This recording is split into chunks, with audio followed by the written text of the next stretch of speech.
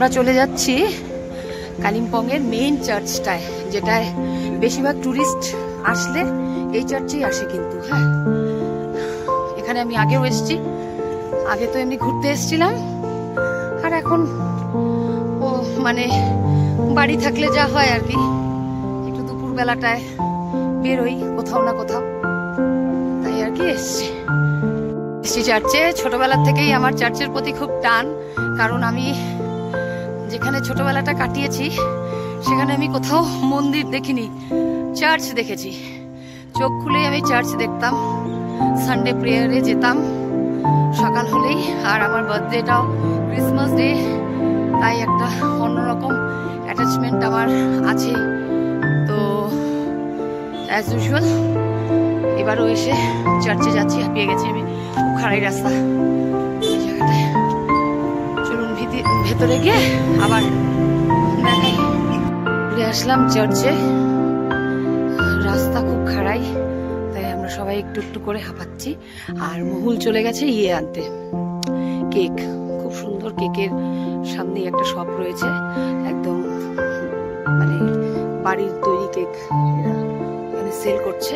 বেশ লাইন দিয়ে লোক কেনাকাটি করছে আর কি, যেহেতু এটা একটা ফেস্টিভ টাইম, সবাই একটা মানে কেক মুড়ে আছে।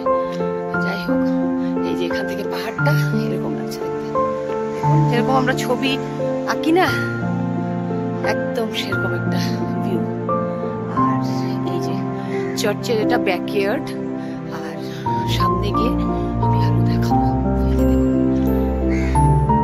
কেক নিয়ে আমাদের জন্য কেক আনতে গেছে, আর নিজেই কেক খাওয়া শুরু করে দিয়েছে আমাদেরকে না দিয়ে।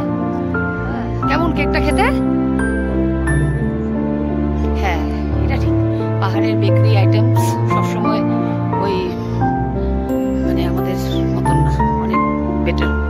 ক্যামেলিয়া, প্রচুর ক্যামেলিয়া ফুটে আছে এই যে। আর চার্চটা, এটা হচ্ছে একটা গার্লস স্কুল। হ্যাঁ, এটা এই চার্চেরই পার্ট। এখান থেকে দেখা যাচ্ছে, কি ভালো লাগছে দেখুন। ওই যে সামনে যেটা ব্লু কালারের বিল্ডিং দেখছেন না, ওটাই।